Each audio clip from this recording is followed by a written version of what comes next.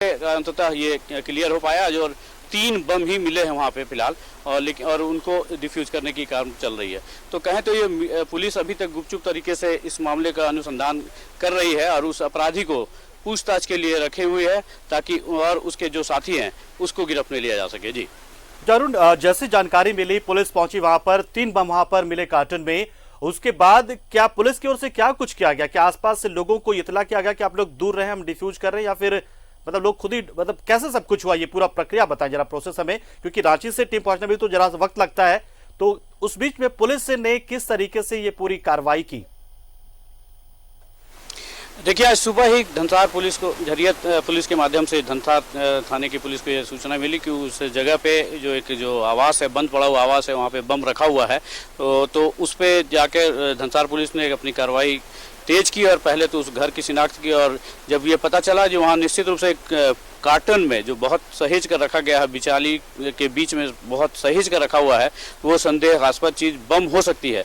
इसको मानते हुए पुलिस ने एक तो ऐसे ही इलाका वो पूरा खाली पड़ा हुआ है और फिर भी एहतियात बरतते हुए वहाँ आने जाने से लोगों को रोक दिया और तुरंत रांची बम निरोधक दस्ते को सूचना दी गई। और वहाँ से जब दोपहर बाद जब पहुँची है तो उसके बाद पूरी सुरक्षा के साथ पहले बाल्टी में पानी भरे बाल्टी में उसको इसी बाल्टी में भरा गया बम को और उठा के लाया गया और बहुत सावधानी पूर्वक इस खुले हुए मैदान में लाया गया। और पीछे जो जंगल का इलाका दिख रहा है वहाँ पे थोड़ी देर बाद अब इसको डिफ्यूज करने की तैयारी चल रही है। जी, ये बम को पानी में क्या स्थानीय पुलिस ने रखा है या फिर बम स्क्वाड की टीम ही जो थी वो उसने रखा? फिलहाल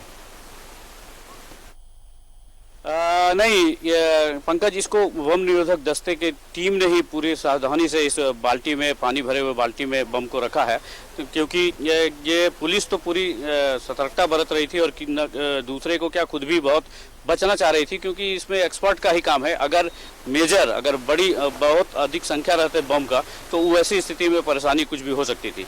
तो वैसे हालात में पुलिस ने घेराबंदी कर ली थी और जब बम निरोधक दस्ते की टीम पहुंची तो उन्होंने ही बहुत सावधानी पूर्वक इसको निकाला और पानी के इस भरे हुए बाल्टी में उसको रखा है। जी, और आसपास लोगों को यहाँ से दूर रखने के लिए किस तरह की व्यवस्था की गई है? देखिए पंकज, यहाँ पे जो है ये फिलहाल सुनसान इलाका है, आबादी है, लेकिन लगभग 1.5-2 किलोमीटर दूर कहीं कुछ वैसा है नहीं, तो किसी तरह का कोई जानवर वगैरह भी ना आ जाए और कोई आदमी ना आए, इसलिए पुलिस पूरी तरह से मुस्तैद है। और फिलहाल जब ये प्रोसेस कंप्लीट हो जाएगी तो चेतावनी देते हुए आसपास जो भी लोग और खड़े हैं उन्हें हटाया जाएगा। हम कोशिश करेंगे, आप देखें, हम कोशिश करते हैं, जो धनसार के थाना प्रभारी भी हैं हमें जुड़े हुए, कोशिश करते हैं जो वो भी इस मामले में कुछ कहें या कुछ जानकारी दे पाए, तो हम कोशिश करता हूं उनसे जुड़ने का।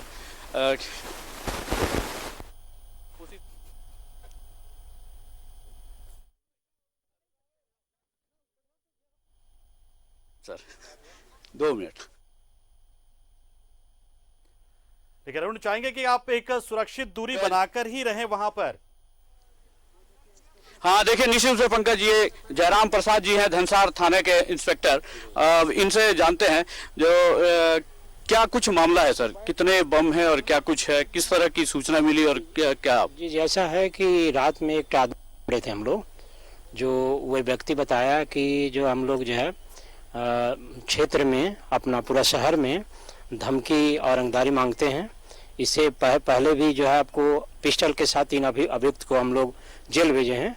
उसी से आपको सानिध्य में लोग जो है काम करता होने का, अमन जो अभी जेल में है, इस अमन सिंह, हाँ, गैंग से जुड़ा हुआ हो सकता है। अभी जांच हो रही है हमारी, लेकिन जैसे बताया वो आदमी बताया, और वो अपराधी भी है तो वो बताया कि आपका जो है पुरानी स्टेशन धनसार में पड़ता है, पुरानी स्टेशन के पास एक वो खाली जो है रेलवे क्वार्टर में 3 गो बम हमने छुपा के रखा है।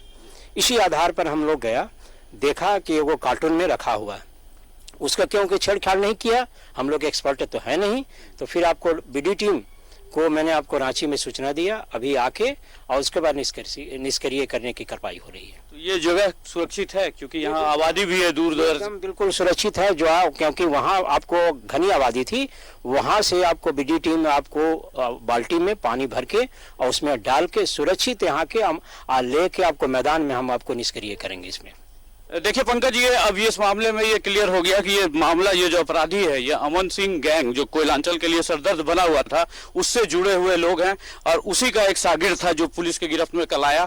और देर रात जब पूछताछ में उसने इस बात का खुलासा किया कि लोगों को ये धमकाने, चमकाने और डराने के लिए, जो जिस तरह रंगदारी के लिए ये काम करते थे, उसी का ही एक शागिर्द है। तो एक नया मामला सामने आया पंकज, जो ये अमन सिंह के गैंग का ही ये शागिर्द है और उसी पूरा प्लान जो है अमन सिंह के इर्द घूम गया है और अब जांच कर रही है पुलिस और इस मामले में और भी बहुत बड़े खुलासे होने की संभावना है। जी चलिए, आप नजर बनाए अरुण, और सुरक्षित दूरी पर आप रहे हैं। आप क्योंकि बहुत नजदीक जा चुके थे, देखा हमने, आप दूरी बनाए रखें वहां से और सुरक्षित रहें, ये कोशिश, और साथ ही साथ नजर बनाए रहे कि किस तरीके से सब कुछ होता है और इससे जुड़े और तमाम जो पहलू हैं वो आप हम तक पहुंचाते हैं ताकि दर्शकों को हम तमाम जानकारी दे पाए। फिलहाल आप नजर बनाने, बहुत बहुत शुक्रिया अरुण, आप हमारे साथ जुड़े और पूरी जानकारी आपने दी, तफसील से दी, और ये भी आपने सामने रखा कि किस तरीके से ये अमन साव गुट के गुर्गे थे जिन्होंने यहां पर एक बंद पड़े रेलवे के क्वार्टर में इन 3 सुतली बमों को छुपा कर रखा था। लेकिन उससे पहले पुलिस कोई एक अपराधी के जरिए जानकारी मिल गई थी, जिसके बाद पुलिस यहां पर पहुंची, पूरे इलाके को एक तरह से छावनी में तब्दील किया गया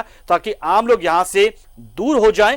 और उसके बाद रांची बम स्क्वाड जो टीम है उससे संपर्क कर उन्हें बुलाया गया और ये टीम यहां पर पहुंचकर इन जो बम है उनको डिफ्यूज करने की, उन्हें निष्क्रिय करने की कार्रवाई जो है वो शुरू कर चुकी है। फिलहाल हमारे सहयोगी अरुण ये पूरी जानकारी हमें दे रहे थे और फिलहाल और रुकते